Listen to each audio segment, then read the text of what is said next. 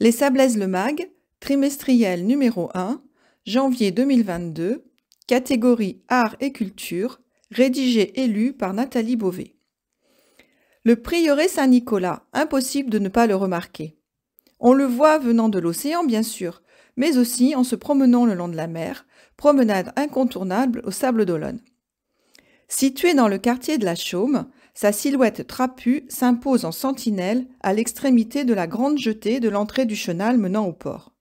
Au départ, ce fut une chapelle qui aurait été construite au XIe siècle par un marin pêcheur sauvé d'un naufrage. Son nom serait en hommage à Saint Nicolas, patron des marins pêcheurs. Mais ça, c'est pour la légende. En réalité, ce sont des religieux de l'abbaye de Sainte-Croix, de Talmont-Saint-Hilaire, qui ont entrepris la construction de l'édifice. Il sert alors d'église, premier lieu de culte de la Chaume, mais en 1779, il est cédé à l'armée et transformé en bastion militaire. Il fut pillé pendant les guerres de religion, restauré par Richelieu, transformé en fort, en poudrière de la fin du XVIIIe siècle à la fin du XXe siècle, puis laissé à l'abandon. La ville en fait l'acquisition en 1976.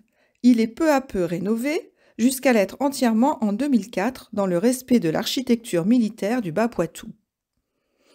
C'est un site maintenant dédié à la culture, des concerts y sont donnés et de nombreuses expositions y sont présentées. Il faut dire que le site apporte une dimension grandiose aux événements et met en valeur de manière originale chaque représentation. Certaines manifestations reviennent chaque année, comme celle du collectif Chamart en période des fêtes de fin d'année, la Mostra d'Arte l'été et bien d'autres. Les artistes de la marine y ont fait également escale en 2021. Des expositions personnelles d'artistes y sont présentées et c'est aussi l'occasion de découvrir des artistes émergents. Celles-ci sont plutôt réservées à la salle des gardes, dépendance du prieuré, salle beaucoup plus petite, mais aussi charmante.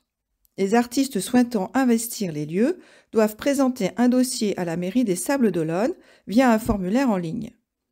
Celui-ci passe devant une commission qui décidera de la suite à donner au projet. Le programme des manifestations est à retrouver sur les sites internet de la municipalité et de l'Office du tourisme.